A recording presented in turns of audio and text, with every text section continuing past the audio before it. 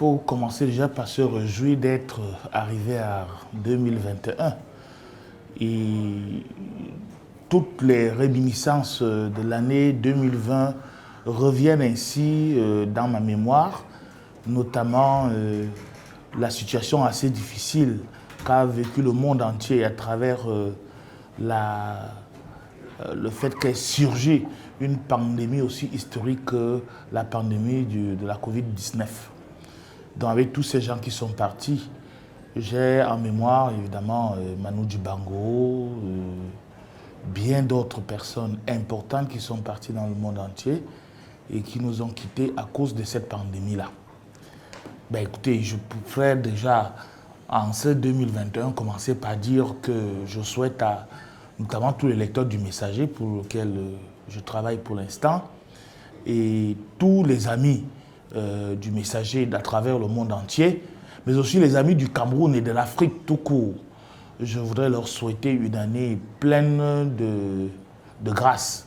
Je suis éminemment chrétien et puis je crois en la providence divine, en la protection de Dieu. Et je voudrais que ce soit une année où la plupart des consciences puissent s'éveiller, notamment au Cameroun, pour pouvoir arriver à vivre une citoyenneté normale qui permette aux gens de pouvoir réussir le défi de ce que j'appelle le défi de la vie.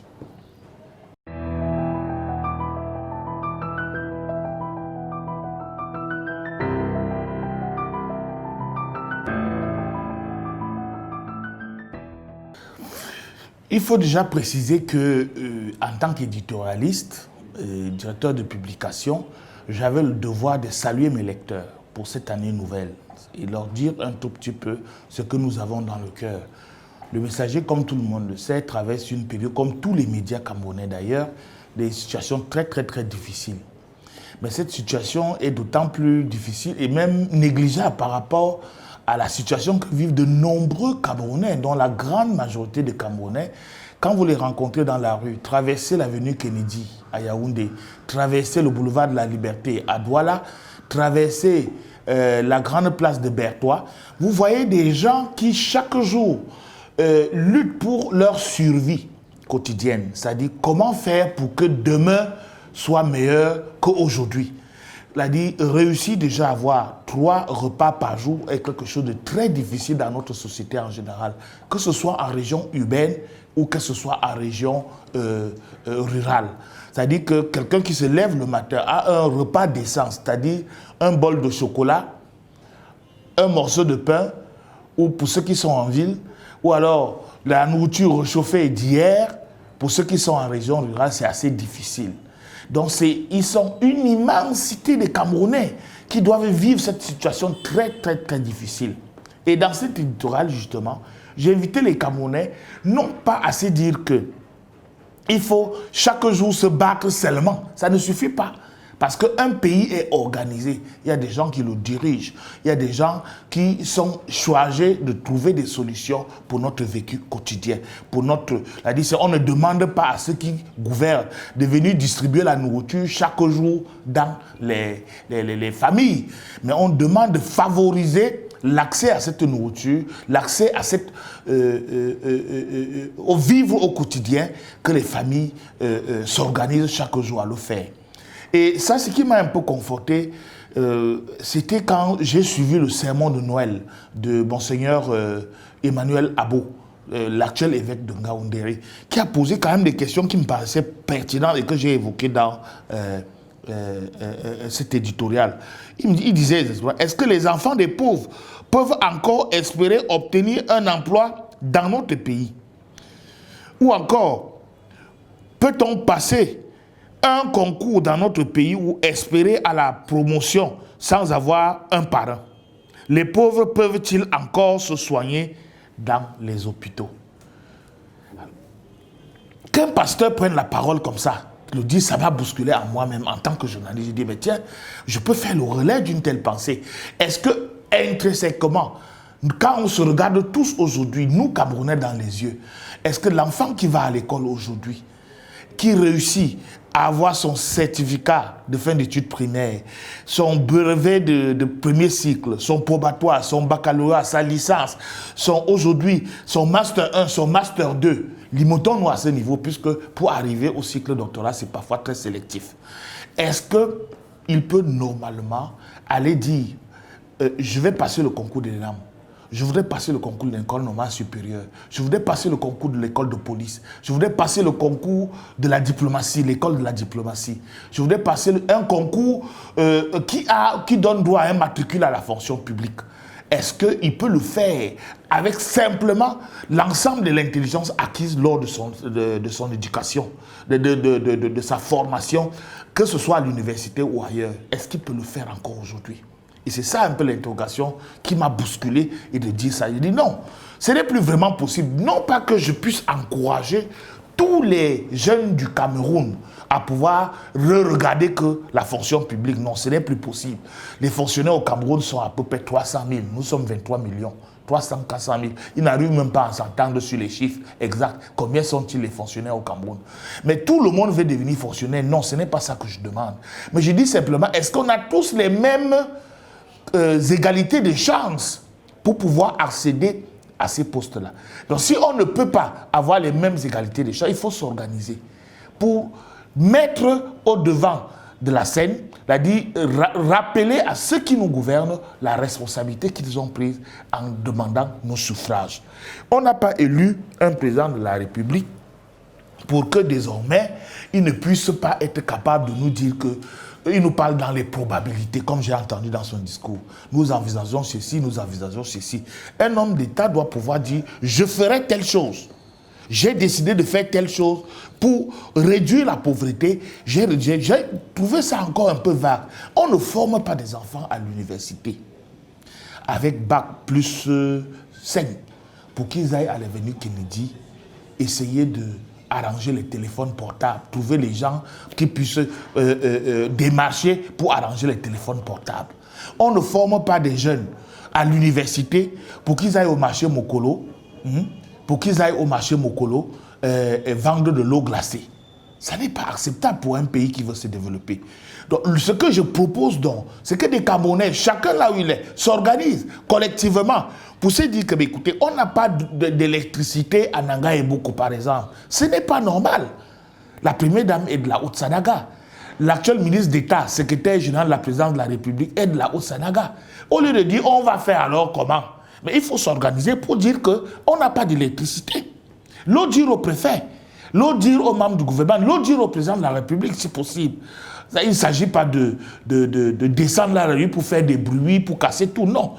Vivre sa citoyenneté consiste à prendre chaque jour conscience que si j'ai des difficultés qui dépassent mon niveau en tant que citoyen, mais ceux que j'ai élus, à qui j'ai donné la responsabilité de gérer mon pays, doivent s'organiser pour que je devienne un citoyen qui est heureux dans son pays.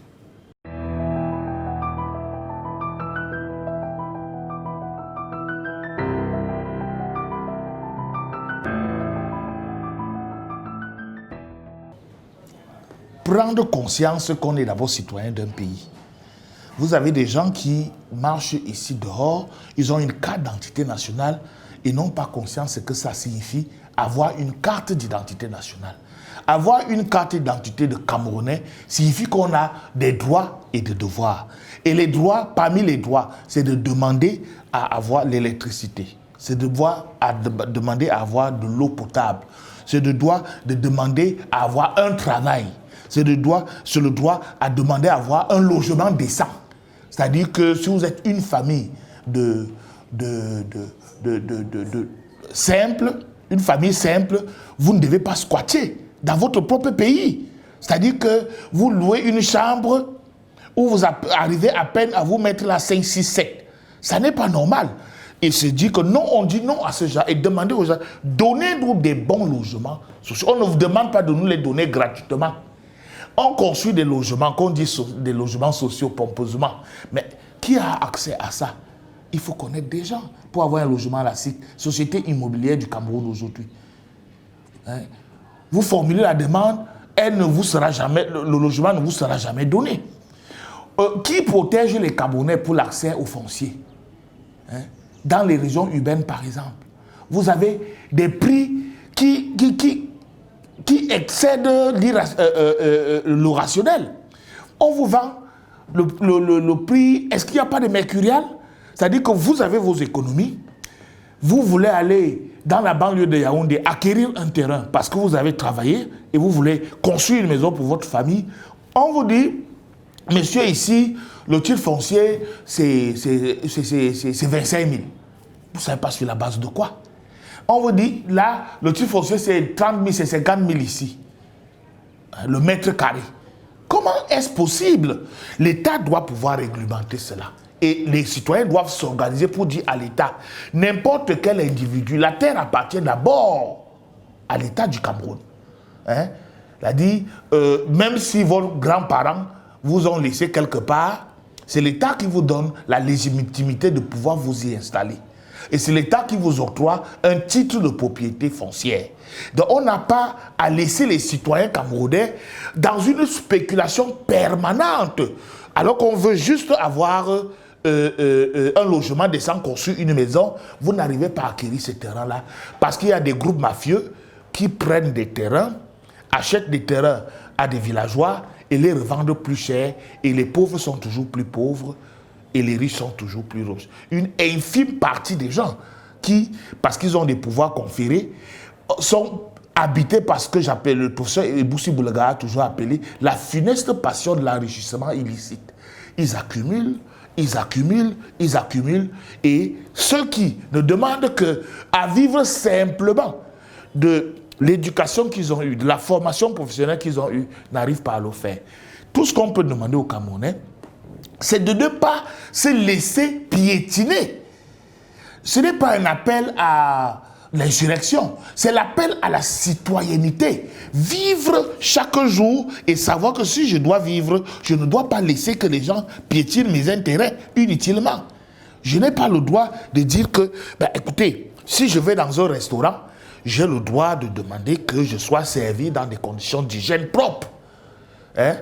Donc on ne peut pas arriver dans un restaurant alors que vous êtes demandeur d'une situation, vous êtes demandeur d'un service social, on vous dit que vous ne pouvez pas l'avoir simplement parce que les gens vous imposent des conditions d'hygiène qui ne sont pas les vôtres.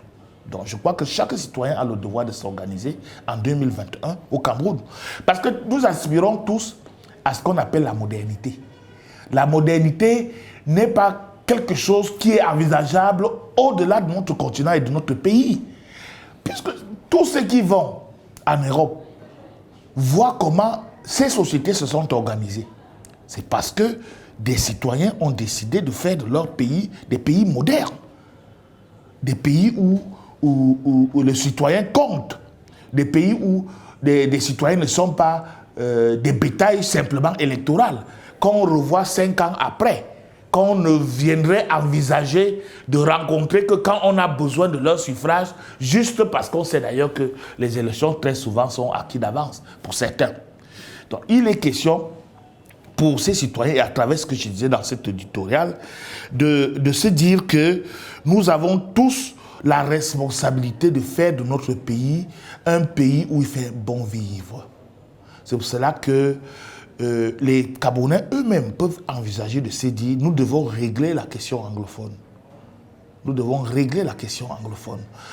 Si les pouvoirs publics n'arrivent pas à le régler, comment est-ce que nous pouvons aller vers nos frères anglophones pour discuter avec eux? Ça peut se faire, ça s'est vu dans d'autres pays.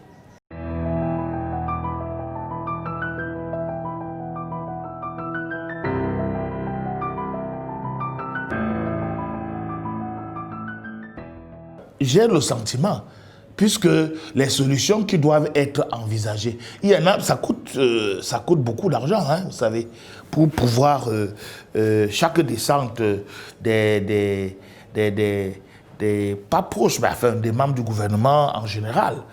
Tous ceux qui doivent descendre dans le NOZO en général, c'est toujours pour dire qu'on va apporter un peu d'aide du chef de l'État aux réfugiés, aux déplacés locaux, etc., etc. Mais pourquoi on va apporter de l'aide alors qu'on peut trouver une solution définitive? Jusqu'à quand on va aider les déplacés locaux? Alors qu'il y a moyen de pouvoir se dire. Tout le monde sait aujourd'hui que la plupart des gens qui se revendiquent encore de la lutte armée dans le NOZO, c'est pratiquement des bandits. Des grands chemins qui ont pris attache à ça. Et ce jeu-là, que des bandits de grands chemins jouent avec notre armée, est absolument malsain. C'est un jeu malsain. C'est-à-dire qu'on doit pouvoir anéantir les bandits. Rien ne peut dépasser l'État pour anéantir ceux qui veulent créer du banditisme dans une cause juste. Nos frères anglophones se sont exprimés. Ils ont dit qu'ils ont un mal à l'aise. Il y a eu un grand dialogue national demandé par notre président. Le dialogue a eu lieu. Il n'a pas abouti à résoudre totalement la question. Mais il faut continuer. Il faut pouvoir continuer. Que les Camerounais eux-mêmes s'organisent aussi, c'est dire que le président a dit, il n'a pas réussi, mais nous pouvons aider le président à résoudre cette question-là. Pourquoi il n'y aurait pas des rencontres entre francophones et anglophones sur cette question-là? Les citoyens doivent, il ne faut pas se dire que c'est l'affaire du gouvernement simplement. Et ça, tellement on a laissé ça aux mains du gouvernement qu'on se rend qu'aujourd'hui, il y a bien des gens qui, pour cette cause-là, ont fait flamber leur compte bancaire parce qu'ils travaillent sur cette question-là. Ça n'est pas normal.